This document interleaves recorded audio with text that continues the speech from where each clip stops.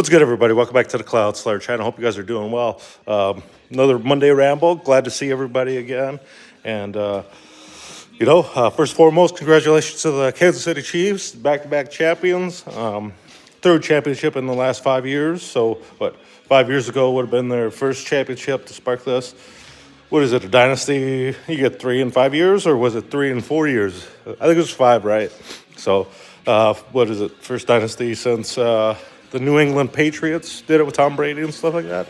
That's awesome. That's a awesome accomplishment. I remember when that Patrick Mahomes first came in the league, but he dropped 50 touchdown passes like his first year and stuff. I was like, man, this dude's going to be a legend, you know? Because it usually takes a while for quarterbacks to establish themselves in the league, to get used to that pace and stuff like that, right? It's totally different than anything else in life, but he seemed to just be natural with it, right? Congratulations to those guys anyways, but above all that, it was just people hating on like Taylor Swift and stuff. And it's like, geez, guys, calm down, dude. She's a fan there too. Who cares, you know? If you don't like it, just move the heck on, you know, and let her enjoy herself watching her old man play a football game, right? Instead of just sitting there moping and mad at her for no reason at all, right? But you can't tell people how to live neither. You can't, they're gonna do whatever. They're gonna hate on something because they're sick of seeing somebody or whatever and stuff like that. But in a way, I guess I can understand where somebody's stardom can overtake like the meaning of that event or some crap like that. Like, oh, the media outlets are like that, and it's like, whatever, it is what it is. We're all just little people that are there admiring, I guess, or hating, right?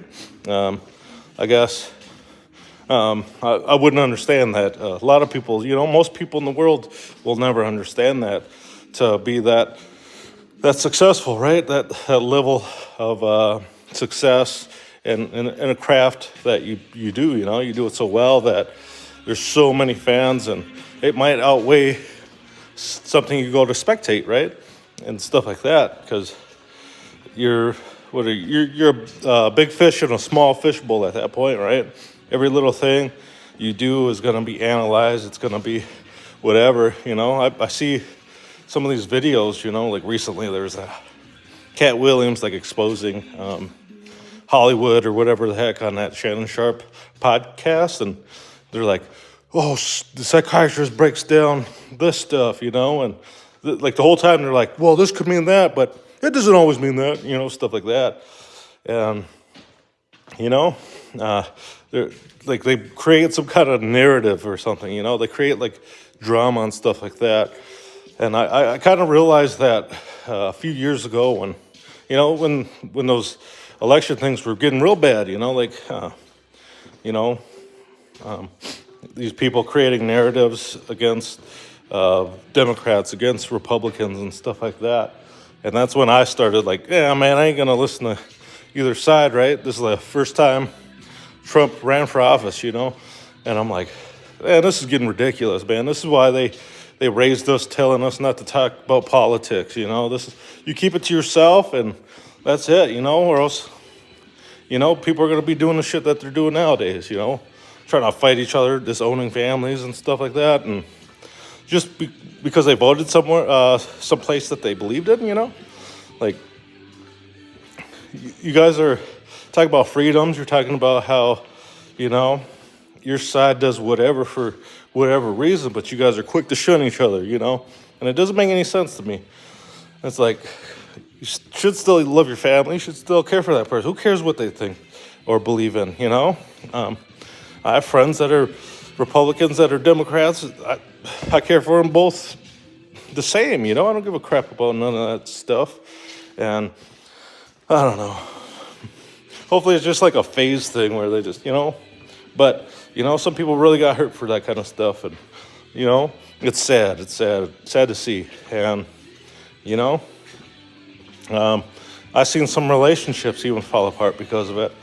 Because, they think that their significant other's like stupid or something because they they vote a certain way, or because they believe in a certain thing like that, And I guess that's your personal thing, and if it was worth it for you to lose somebody that you cared for over because they don't want to vote the same way you do, then I guess you never really cared for that person. You know what I mean? It's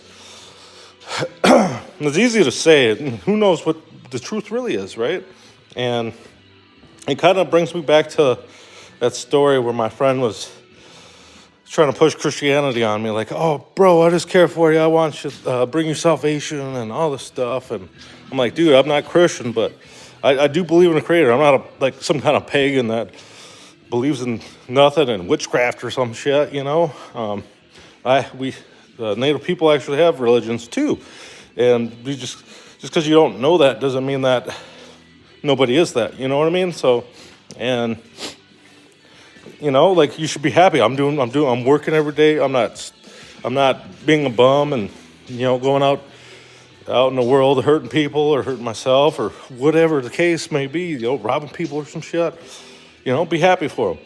You should be happy for them. Not trying to talk about saving them because they're not believing in a certain way that you believe in, I think that's the least of anybody's worries. I would imagine, right?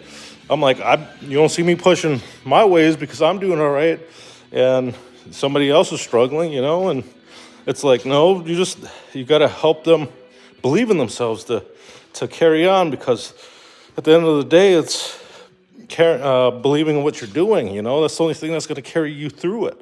And sometimes it's hard to believe in yourself. You need something else to believe, help you believe in yourself, or carry you through. You need to hear certain words from certain people sometimes. It was like, this is a basketball reference, but it was like we were playing this basketball game, right? And we were down at halftime, about 20 points. We were getting blown out. This is a first game in state, going to state and stuff like that. And all week long, we were trying to go through tactics, and the head coach was shutting it down every time, right? I won't mention any names, whatever.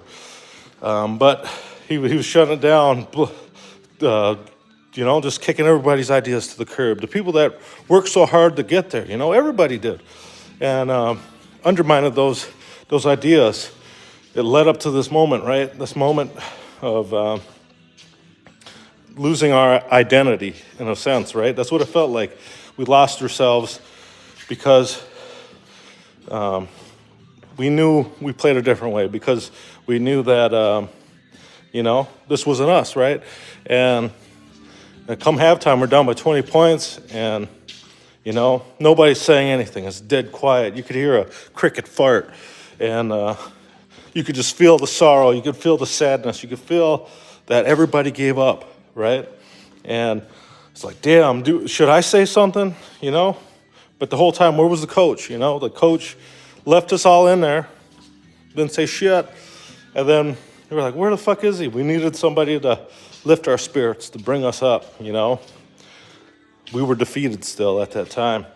And when we were walking out, all he said was like, there we go. And then it was like, went back on the floor, and he's like, we're just going to continue the same defense, and anybody does otherwise, I'm going to bench him. Because he didn't give a shit what anybody else said, right?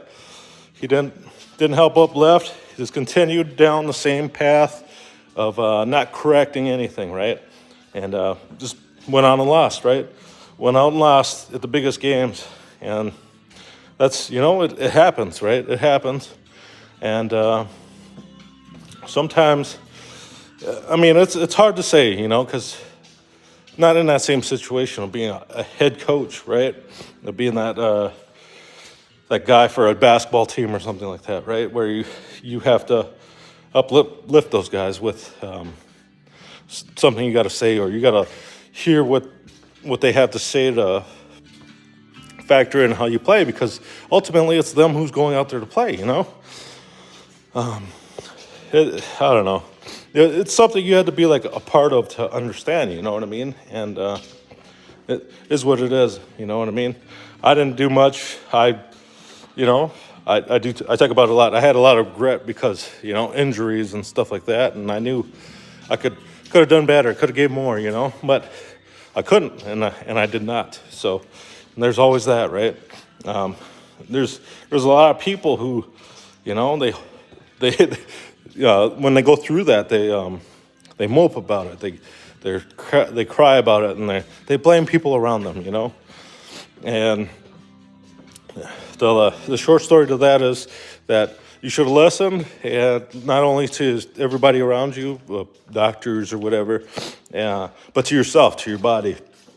And, you know, did what you knew what was right instead of trying to be a knucklehead and doing something you thought was right, you know, and that you wanted to do, not necessarily right. You know, so it is what it is, you know. Sometimes you make these mistakes in life you're gonna have to live with forever, you know, whether they be they plague you for a while or whatever, but eventually you got to overcome it, you know, not live in those past, and learn not to blame everybody else for it, because it's nobody else's fault, you know, and it's your own fault. And you know, how do you correct those things? How do you change up later on in life? How do you do something differently, right? And it's a challenge for everybody, right? Not easy. Seen a lot of people turn to drugs and alcohol and stuff, and you know, you see them, and then they're still talking about that same thing from X amount of years ago, right? In my 30s now and stuff like that. So I don't see as many people as I used to. Quite a few of them passed away now, and you know, we're all going to continue to pass away till, obviously, eventually nobody's existing anymore, you know. But our memories will be moved on through our children, you know. And if you sit around moping and you know, instead of moving on in life and passing on better teachings to your kids, then, you know, what are they going to see you as when you pass away, you know? I don't know, but I hope my son sees me as a pretty damn good dad, you know? A cheery guy that helped him try to overcome stuff. Like this past weekend, we were trying to, we took off his training wheels again, and he wanted to try. He asked me this time, right? Instead of me trying to force it on him. I'm like, oh man, can't force it on him. Shouldn't force it on your kids or whatever. But he wanted these certain lights. He wanted me to put some lights on his bike. But I made a deal with him that if he can make it across the garage without my help, you know, he can get it. But he made it halfway. I mean, he was trying his butt off. He couldn't balance at first, but boy, he made it about halfway. So it was pretty dang close. And then, you know, we fell a bunch of times, and he kept getting back up and trying again. And he was having so much fun, you know. And I ain't telling him yet, but next time we go, I'll probably just give it to him anyways. But I want to see him get a little bit closer. I got to make him get closer to working and achieving those things that he says he wants to do, right? And we'll go from there, you know. My parents never taught me how to ride a bike. It was my aunt, rest in peace. She tragically passed away after giving birth to her last son that was born the same day as my son, so that was awesome. My aunt, Beneshi. A lot of love for her. We were kids. I think she was only like 2 years older than me, year and a half maybe.